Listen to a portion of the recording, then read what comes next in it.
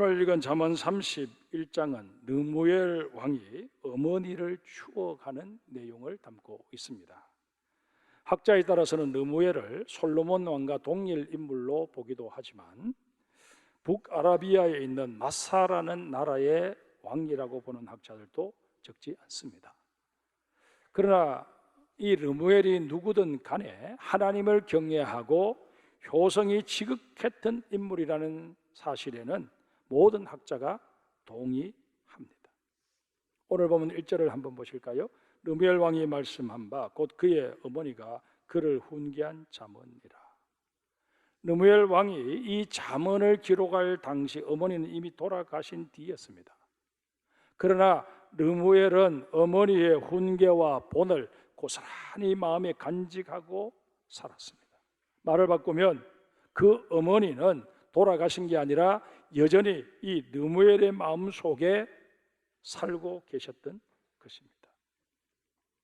이런 르무엘 왕의 모습이 오늘을 사는 우리에게 본보기가 되고 교훈이 되어야 할 것입니다.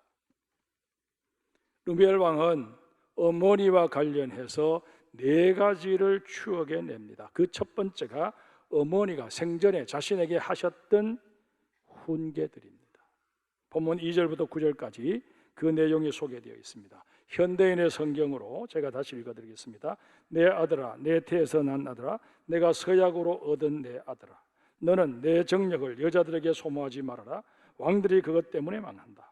르무엘아, 왕은 포도주를 마셔도 안 되고 통치자는 독주를 찾아서도 안 된다.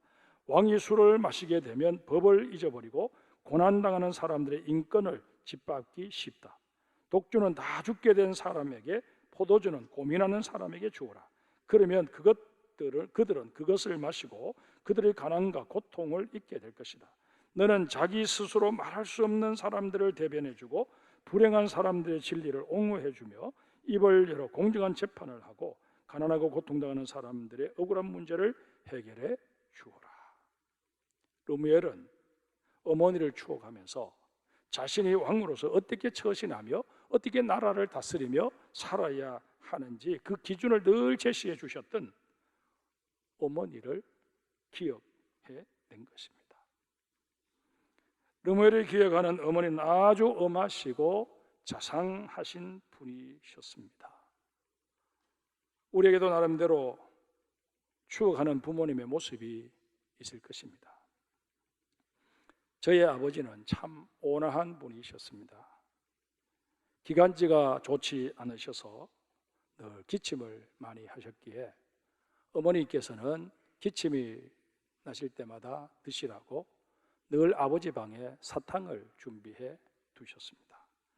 그리고는 그 사탕은 아버지 외에는 그 누구도 손을 대지 못하도록 우리 자녀들에게 엄명을 내리셨습니다. 이건 아버지 약이다.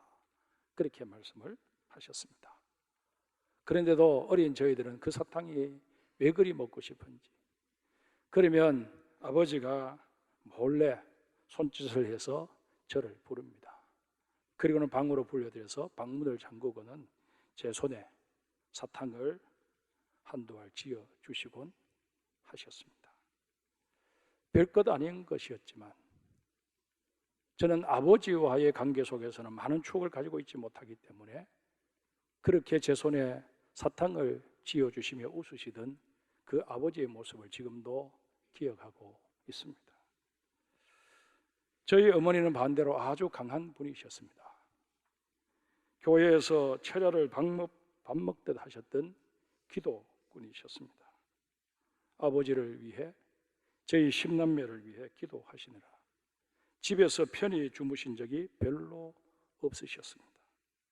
한 번은 저와 형이 교회 학교에서 헌금하는 것을 잊어버리고 집에 돌아오다가 그 돈으로 과자를 사 먹은 적이 있었습니다. 그 사실을 아시게 된 어머니께서 저와 형의 종아리를 시커멓게 멍이 들도록 때리셨습니다. 저는 그때 저희들을 때리시면서 흘리시던 그 어머니의 눈물을 지금도 잊을 수가 없습니다. 저라고 해 왜 사춘기를 지내면서 청년기를 보내면서 군 생활을 하면서 신앙적으로 흔들린 적이 없었겠습니까? 그러나 그때마다 그 어린 시절 보았던 어머니의 눈물이 생각나 믿음의 길을 이탈할 수가 없었습니다. 사랑하는 성도 여러분, 어린 시절 부모님께 꾸지람이나 훈계의 말씀을 들었던 기억이 나십니까? 그 기억이 여러분의 가슴 속에 남아있다면 부모님이 이미 돌아가셨든 아니면 멀리 계셔서 자주 찾아뵙지 못한다 한들 상관없이 여러분의 마음속에는 늘 부모님이 자리하고 계시는 것입니다. 언제 어디서나 자녀된 우리의 인생에 울타리 노릇을 하고 계십니다. 르무엘의 어머니는 르무엘에게 세 가지를 훈계하셨습니다. 첫째는 주어진 힘을 바로 사용하라는 것이었습니다. 하나님께서 주신 권력이나 재능을 육신의 정욕, 안목의 정욕, 이성의 자랑을 위해 함부로 사용하지 말라고 훈계하신 것입니다. 두 번째는 술로 인해 인생을 망치지 말라는 것이었습니다. 술은 사람을 취하게 만들고 바른 판단을 하지 못하도록 만들어버리기 일쑤입니다. 그러기에 성경은 경건하게 살기를 원하신데 술을 멀리하라고 말씀하십니다. 잠언 23장 31절을 한번 보실까요? 포도주는 붓고 잔에서 번쩍이며 순하게 내려가라니 너는 그것을 보지도 말지어다. 마시지 않는 정도가 아니라 아예 쳐다보지도 말라고 엄히 금하십니다. 심지어 고린도전서 6장 10절이나 갈라디아서 5장 21절에서는 술 취하는 자는 하나님의 나라를 유업으로 받지 못한다는 극단적인 말씀까지 기록되어 있습니다. 이런 까닭에 르무엘의 어머니는 왕이라고 해서 특별히 간섭하는 사람이 없다고 해서 무절제하게 술을 즐기지 말라고 훈계하신 것입니다. 세 번째는 약한 자와 가난한 자를 호열대하지 말라고 훈계하셨습니다. 한때 무전유죄, 유전무죄라는 말이 유행했던 적이 있었습니다. 세상은 종종 강한 자, 가진 자 편이라는 느낌을 받게 될 때가 없지 않습니다. 그러나 성경에 나타난 하나님의 모습은 오히려 약한 자, 가난한 자, 곧 고아와 가부와 나그네를 주목하고 계시는 것을 확인할 수 있습니다. 이렇게 볼 때 르무엘의 어머니는 아들 르무엘에게 하나님 편에 서기를 기뻐하라고 훈계했다고 해석해도 무방할 것입니다. 여러분의 기억 속에 남아있는 부모님의 훈계는 무엇입니까? 그것이 무엇이든 간에 바르게 착하게 살라는 내용일 것입니다. 세상에 자녀에게 잘못 살라고 남에게 해를 입히고 악독하게 살아서 손가락질 당하라고 가르치는 부모는 없을 것입니다. 바람직한 모습은 아니겠지만 자기는 바람풍하더라도 자녀는 바람풍하고 말할 수 있기를 원하는 게 부모의 마음입니다. 혹 부모님에 대해 좋지 못한 기억을 가지고 계셔서 힘드신 분이 계십니까? 우리 부모님이 나에게 그렇게 대하실 수밖에 없었던 것, 사랑이 없어서가 아니라 배우지 못한 연고요. 부모의 역할을 제대로 알지 못했기 때문이다. 그렇게 생각해 보실 수는 없겠습니까? 우리 부모님 세대는 인격 함량이라는 말 자체가 사치스럽게 여겨질 정도로 정말 지지리도 가난하고 힘겨운 시절을 보내셔야만 했습니다. 먹고 사는 게 급선무였습니다. 자식들 줄줄이 태어나서 그 자식들 배골치 않고 먹이는 게 우리 부모님들의 유일한 목적이었습니다. 그래서 수단과 방법 가리지 않고 거친 삶을 살 수밖에 없었습니다. 정말 우리 부모님들은 열심히 사신 정도가 아니라 그 인생이 처절하셨다고 그렇게 얘기해도 가히 틀리지 않을 것입니다. 삶의 무게에 짓눌려서 무심결에 자식이고 뭐고 상관하지 않고 내뱉으셨던 그 한마디 한마디가 자녀된 우리에게는 상처로 자리했을 수도 있을 것입니다. 그러나 우리는 그 부모님의 행위만을 생각할 것이 아니라 부모님이 살아왔던 그 삶의 환경들을 생각하면서 나라도 부모님의 입장이라면 그럴 수밖에 없었겠구나. 그렇게 부모님을 이해하고 이제 원망이나 불평이 아닌 우리 부모님 세대를 있는 그대로 받아들일 수 있어야 할 것입니다. 일전에 차를 몰고 가다가 현수막을 하나 보게 되었습니다. 그 글이 저의 가슴을 찡하게 만들었습니다. 부모님이 계시는 것만으로 큰 힘이 됩니다 라는 글이었습니다. 여기 아직 부모님이 살아계시는 분들, 그 부모님이 어떤 존재이든 지금 병약하셔서 요양원에 계시든 어떻든 간에 그분이 내게 물려준 것이 아무것도 없어서 내 삶이 고달프다는 그런 생각을 혹 가지고 계시더라도 여러분, 부모님이 살아계시다는 그 이유 하나만으로 부모님 나에게 힘이 되십니다 고백할 수 있는 그런 자녀들이 되시기를 주의 이름으로 축복합니다. 르무엘은 두 번째로 현모양처로 사셨던 어머니를 추억합니다. 본문 10절에서 19절까지가 그 내용입니다. 13절부터 역시 현대의 성경으로 제가 읽어드리겠습니다. 그녀는 양털과 사물구에 부지런히 일하며 상선처럼 먼 데서 양식을 가져오고 날이 밝기도 전에 일찍 일어나서 가족들을 위해 아침 식사를 준비하며 여종에게 할 일을 일러주고 나가서 밭을 보고 생각해 두었다가 그것을 사며 자기가 번 돈으로 포도원을 만들고 언제나 강인하고 근면하며 열심히 일한다. 그녀는 자기가 하는 일이 유익한 줄 알고 밤늦게까지 일을 하며 손수 물레질을 하여 실을 뽑고 배를 짜며. 르무엘은 잠시도 손을 쉬지 않으셨던 어머니의 그 부지런한 모습을 추억했습니다. 그런데 이런 부모님의 모습은 우리도 쉽게 떠올릴 수 있습니다. 여기 시골에서 어린 시절을 보내셨던 분들은 그 시절을 한번 떠올려 보십시오. 온열 대학볕 때 수건 한 장으로 얼굴을 가리신 채 그 길고 긴 밭 이랑을 홀로 매시던 어머니의 모습이 그려지실 것입니다. 해가 뉘어질 즈음에 일을 마치고 돌아오셔서는 제대로 씻을 틈도 없이 손만 대충 씻고서는 저녁밥을 지으시는 그 모습도 눈에 선하실 것입니다. 우리 아버지는 또 어떠셨습니까? 동이 채 트기도 전에 논문을 보신다며 들로 나가셔서 아침 식사 시간이 다 되셔야 들어오셨습니다. 들판에서 검게 탄 그 얼굴 탓에 어쩌다 명절이 되어 새 옷을 사다 드려도 전혀 색이 어울리지 않아 오히려 어색해 하셨던 게 우리 아버지의 모습입니다. 아버지도 어머니도 평생 일만 하시면서 자녀들에게는 이 고생 이 가난을 대물림하지 않으려고 어금니를 깨무셨던 분들이십니다. 이분들을 기억하면 지금 우리의 삶은 너무 편하다는 느낌을 종종 받습니다. 혹 삶이 고달프다고 느껴질 때면 정말 보잘것없는 소득을 위해서도 그렇게 진종일 땀 흘리며 일하시던 우리 부모님의 얼굴을 한번 떠올려 보십시오. 내 삶이 고달프다 하는 생각이 달라질 것입니다.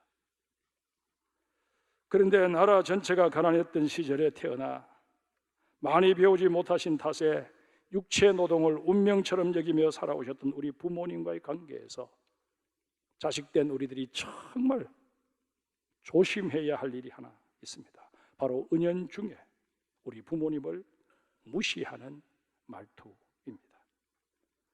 혹 우리 부모님에게 이런 말을 하신 적은 없으십니까? 나는 아버지 어머니처럼 살지 않을 겁니다.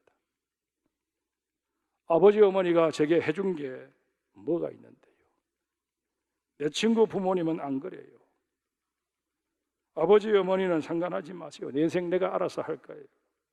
이게 다 아버지 어머니 때문이잖아요. 아버지 어머니는 모르면 가만히 계세요. 이 중 한마디라도 부모님께 하신 적이 있다면 오늘 당장 전화를 드려서 용서를 구하시기를 바랍니다. 부모님이 가까이 계시면 오늘 오후에라도 가엘 황자 사들고 찾아뵙고 용서를 구하시기를 바랍니다. 어버이날에 다녀가고 왜 또 왔냐 그렇게 말씀하시면 제가 부모님께 못한 게 너무 많은 것 같아서 오늘 이렇게 어버이 주일 맞이해서 또 찾아왔습니다. 아버지, 어머니 정말 그동안 잘못했습니다. 저 때문에 마음에 상처 입은 것 있으시면 다 사랑으로 감싸 주시고 풀어 주십시오. 그렇게 아버지 어머니 앞에 무릎을 꿇어 보시기를 바랍니다. 여러분이 회복되는 놀라운 은혜가 있을 줄 믿습니다. 세 번째로 르무엘은 어머니의 넉넉한 마음을 떠올렸습니다. 르무엘 왕은 자신의 어머니가 매사에 근검 절약하셨지만 그렇다고 해서 이웃에게 마저 냉정하지 않으셨다는 사실을 기억해 내었습니다. 본문 20절을 보겠습니다. 그런 공관자에게 손을 펴며 궁핍한 자를 위하여 손을 내밀며. 우리 부모님 세대는 어려운 할 것 없이 정말 개미처럼 사셨습니다. 그러면서도 이웃의 어려운 형편을 나몰라라 하지 않으셨습니다. 이웃의 아픔에 함께 울어주셨고 비록 작은 것이라 할지라도 나눌 줄 아셨습니다. 일손이 많이 필요한 농번기에는 서로 품앗이 하셨고 마을의 경조사에는 보리쌀 한 대박이라도 내어 놓아야 마음 편해 하셨습니다. 이웃의 경사에는 함께 어울려 어색한 춤이나마 출 줄도 아셨습니다. 그러나 지금은 어떻습니까? 우리는 상당 부분 부모의 그 넉넉함을 잃어버린 채 살아가고 있습니다. 아파트에 살 경우 두어 발짝 남짓으로 현관문을 맞대고 살면서도 왕래는커녕 그저 형식적인 인사만 나눌 뿐입니다. 우리는 부모 세대의 넉넉함을 회복해야 합니다. 콩 한 쪽이라도 나누셔야 마음 편해 하셨던 그 마음을 우리는 배워야 합니다. 혹 부모님을 일찍 여인 탓에 변변한 효도 한번 해보지 못하신 분들이 계십니까? 우리 부모님들이 가지셨던 그 넉넉함을 기억하셔서 주변의 어른들에게 손을 한번 펴보시기 바랍니다. 오래전에 중소기업을 운영하는 어떤 분이 매일같이 거리에서 노인들께 점심 식사를 제공한 것이 뉴스거리가 된 적이 있었습니다. 기자와의 인터뷰에서 그 사장님은 자기 부모님이 너무 가난하셔서 많이 배를 고르셨고 자기 역시 배고픔의 고통을 잘 알고 있기에 가난한 어른들을 위해서 그렇게 식사를 한 끼라도 대접하게 되었노라 얘기했습니다. 돌아가신 부모님이 가난 때문에 배 고르셨던 그 아픈 기억이 줄곧 그 마음에 남아 있어서 주변의 어르신들에게 따뜻한 밥 한 끼라도 대접하고 싶다는 마음이 자리하고 있는 이상 이 사장님의 부모님은 돌아가신 것이 아니라 이 사장님의 마음속에 늘 살아 계시는 것입니다. 여러분, 우리의 부모님을 저 멀리 산에 묻어두는 것이 아니라 그분들을 오늘 우리의 마음속으로 다시금 모셔드려야 할 것입니다. 마지막으로 르무엘은 어머니가 베풀어 주신 사랑과 은혜를 추억했습니다. 21절 이하를 역시 현대인의 성경으로 읽어드리겠습니다. 그녀는 모든 가족이 입힐 따뜻한 옷을 마련해 놓았으므로 겨울이 닥쳐도 염려하지 않는다. 그녀는 자기 침실을 아름답게 꾸미며 아름답고 고운 모시옷과 자색 옷을 입는다. 그리고 그 남편도 지도급 인사로 알려져 존경을 받게 된다. 르무엘은 자녀들에게 철을 따라 옷을 지어 입히시던 어머니를 추억합니다. 겨울 한파가 몰아쳐도 어머니가 지어주신 따뜻한 옷으로 넉넉히 견뎌낼 수 있었던 것을 기억해 낸 것입니다. 아울러 자신의 아버지가 마을 사람들 앞에서 당당하실 수 있도록 내조하시던 모습도 생생하게 기억했습니다. 여러분, 지금 르무엘이 떠올리고 있는 이 어머니의 모습이 누구의 모습일까요? 바로 우리들의 어머니 모습입니다. 저도 어렸을 때 어머니가 손수 짜주신 털실 옷을 입고 겨울을 났던 기억이 납니다. 요즘 옷처럼 세련되지도 못했지만 투박하기 이를 데 없고 입고 있으면 불편할 때도 없지 않아 있었지만, 그러나 어머니의 사랑으로 한 올 한 올 짠 옷이었습니다. 그런가 하면 우리 어머니들은 사회생활을 하는 남편이 혹시나 업신여김을 받지는 않을까 늘 신경을 쓰셨습니다. 남편이 이곳저곳 외상 술값을 지어놓고 다니시면 어머니는 몰래 직접 찾아가서 그 술값을 다 갚으셨습니다. 혹시나 남편이 욕먹을까 봐 그렇게 하셨습니다. 우리는 이런 어머니의 모습을 기억할 수 있어야 합니다. 요즘 가정마다 남편들의 건의가 형편없이 실추되고 있다는 얘기를 종종 듣습니다. 심지어 집안에서 서열이 애완견 밑이라는 얘기도 듣습니다. 물론 남편들의 잘못에 남편들의 잘못도 있겠지만 서글픈 얘기가 아닐 수 없습니다. 시대가 바뀐 마당에 우리 어머니 세대의 모습을 지금의 아내들에게 재현하라고 말하기는 어려울 것입니다. 그러나 적어도 자식들 앞에서, 이웃들 앞에서 남편의 체면을 세워주고자 처신했던 그 어머니의 모습은 오늘의 여성들이 배워야 할 것입니다. 아내의 내조에 힘입지 않고 아버지 노릇 제대로 할 수 있는 남자가 어디 있겠습니까? 남편의 외조 없이 어머니의 역할을 제대로 감당할 수 있는 여자 또한 없을 것입니다. 우리의 부모님들도 연약한 존재일 뿐입니다. 그에게 이런저런 허물이 있을 수밖에 없습니다. 어린 시절 또 지금에 이르러서도 부모님과의 사이에서 다시는 기억하고 싶지 않은 일들이 분명 있을 것입니다. 그러나 그 단편적인 사건들로 인해 내 마음속에 부모님의 모습을 부정적으로 그리고 만다면 그건 잘못입니다. 비록 우리 부모님들에게 허물이 있고 실수하신 적이 있으셔도 자식된 나를 사랑하시는 것만은 분명합니다. 나를 위해 희생해 오셨던 것도 분명합니다. 이 부인할 수 없는 사실을 기억하며 부모님들의 훈계와 삶의 모범들을 가슴에 간직하는 우리 모두가 되어야 할 것입니다. 충북 제천 출신으로 판사가 된 어떤 분의 이야기로 말씀을 맺을까 합니다. 어린 시절 이분의 아버지는 술과 도박에 빠져 있었습니다. 다시는 도박을 하지 않겠다고 손가락을 자르기 시작하셨습니다. 이 네 손가락을 다 잘라서 이제는 더 이상 화투를 잡을 수 없는 그런 지경이 되었습니다. 그런데 이분은 다른 사람을 고용해서 자기가 뒤에서 훈수를 두고 그 사람으로 하여금 화투를 치게 만들 정도였습니다. 결국에는 자산을 다 탕진하고 어머니가 삭발일품을 팔아 겨우 입에 풀칠을 하며 살았습니다. 그런 와중에서도 아내에게 노름미천을 마련해 오라고 폭력을 행사하고 어머니를 못 살게 굴었습니다. 그러던 어느 날 화가 잔뜩 난 아버지가 다 꼴보기 싫다며 마루에 앉아있던 아들을 마당으로 내동댕이 쳐버렸습니다. 이 일로 아들은 곱사등이 되고 말았습니다. 그 어구는 동네 아이들의 놀림감이 되었고 외톨이가 되어서 공부 외에는 달리 할 게 없어지고 말았습니다. 그 덕에 실력을 쌓아 대학교를 장학생으로 다닐 수 있게 되었고 사법고시에 도전하여 판사가 되었습니다. 판사가 된 것은 자신을 그렇게 만들어버린 아버지를 원망하기보다는 지극정성으로 모셨습니다. 그 사실을 알게 된 사람들은 하나같이 그를 존경했습니다. 기자들이 찾아와 묻습니다. 어떻게 그럴 수 있습니까? 그 판사는 부모 공경은 성경의 가르침입니다 라는 말로 대답했다고 합니다. 자신을 낳아준 부모를 이유 없이 공경할 수 있는 사람이 바로 참다운 그리스도인입니다. 하나님께서는 오늘도 이런